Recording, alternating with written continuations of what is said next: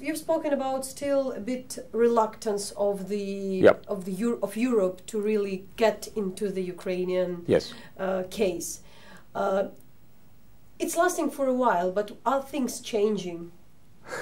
So, I think it's very important to understand that Europe, the European Union, is in a big crisis of its own. Economic crisis, the crisis of the Eurozone, and an awful lot of people don't want to be bothered with Ukraine, let alone with the prospect of a conflict with Russia. And so it's an uphill struggle to persuade people in Western Europe, in Spain or Greece or Portugal, that what happens in Ukraine actually matters for them too. And it's not enough simply to say, we are defending European values. That's so general, that's so vague. And so I would argue that Ukraine has to make its case more strongly, more persuasively in terms of it really matters to you what happens here. Why it matters? It matters because we have a war in Europe, and the European Union exists firstly to prevent war in Europe, and this war could get worse and start affecting us. Imagine if the war spread. It matters because either Europe goes forward or it goes backward. And to go forward means to have a European perspective for Ukraine, a country which has a very young population and a huge economic potential. Some sort of argument like that which appeals to people's interests, not just to their values. When we speak about the solution, there are debates on arms, on Soros says about the money, but what would be the broader strategy? Because for the solution of this Russian-Ukrainian conflict. Well, you remember that Alexander Herzen said, in general, modern man has no solutions. So probably there are no solutions, but there are ways forward, and I now think, alas, that the best way forward is for Ukraine to consolidate and strengthen its own position as it is, and if that means accepting a frozen conflict for some time to come, while you build up your own state, the strength of your own state, including the armed forces of this country and everything else, maybe that's what you have to do without conceding the legitimacy of what's happened in eastern Ukraine or in Crimea, because that's a very persuasive argument. I think that's the first step. Time, if you do that, is on Ukraine's side, on Europe's side, on freedom's side, and not on Putin's side. There are those who argue that the goal of Russia is often to destabilize Ukraine, and also this kind of frozen conflict could be just one part of strategy. So how to protect against that? So in order, I believe, Putin's plan A, ever since the Orange Revolution, was to keep Ukraine somehow in the Ruski Mir, somehow under his sphere of influence, and Yanukovych was doing that. He lost plan A, so he went to plan B, which is to take Crimea, parts of eastern Ukraine, and then keep the rest of Ukraine as a dysfunctional state, a weak dysfunctional state. And I believe that is now what he wants to do. So what is needed is to prove that Ukraine can be a functional state. And then Putin has to go to plan C, right? We understand what is homework for Ukrainians. Right. This is clear, but then what could be a clear European strategy besides, money or arms? Right. So I think that has two parts.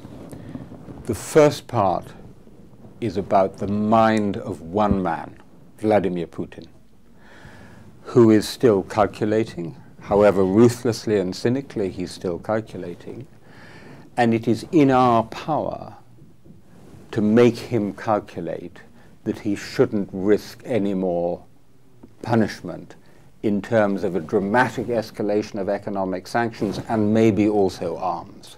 That's part one. That's something we should do. We're not doing enough of that. Part two is keeping faith with Ukraine, not just for a few weeks or for a few months, but for years, and really working with Ukraine to make sure it becomes a functioning sovereign state with a frozen conflict for the time being. Okay, because what Putin wants is not a frozen conflict, but a simmering conflict, a conflict that is still on the boil. And while being here, I know shortly, but there are people speaking about some disillusions. You know, not all the reforms are done so far. There are still oligarchs in power, but can you assess? Well, look, I know well enough not to speak on the basis of a short visit, but clearly the obstacles to, I heard rather often a new word here, de-oligarchization. Clearly the obstacles and the level of corruption and the role of the prosecutors, for example, in corruption at all levels, these obstacles are enormous. They're larger than in many post-communist countries. But I also think I see a tremendous will and determination and passion to change this country. So if the obstacles were only internal to Ukraine, if it were only corruption, oligarchs, inefficiency, and all the problems we know, I'm absolutely convinced that Ukraine would win, and you would have a better Ukraine in 5 to 10 years' times. So the crucial question is this external factor. We're talking a lot about like Putin agents, especially in Eastern Europe, which surprisingly the countries like Czech Republic and Hungary are these days they have their Putin allies there. But what is this with this Kremlin strategy really to confuse, to make the West look bad, to create this relativities that, you know, everybody has its own agenda, so it's all, you know, everybody is a bit right. What would be for Europe the way to confront this Russian narrative? Listen, first of all, dictatorships usually win in the short term. Democracies win in the long term, right? We've seen that again and again in modern history. Communities of democracies, which is the European Union, are even slower because you've got to get 28 democracies on the same page. Actually, despite the party of Russia in places like Romania, Bulgaria, Greece, the Czech president, some would say, there has been a remarkable degree of EU unity. And actually, what Europe has done in keeping unity on sanctions so far is quite impressive. So, you know, obviously we should try and do more, but it's important that we keep our unity while we're doing it. In order to do that, Ukraine has to have a very strong, clear story to tell, because Russia is telling a very strong, clear, and confusing story every single day on Russia Today TV. In your opinion, you research so many, you know, civil movements, different kind of the in the modern European history. What is new about this conflict? Well, can I start by saying what is the same about it?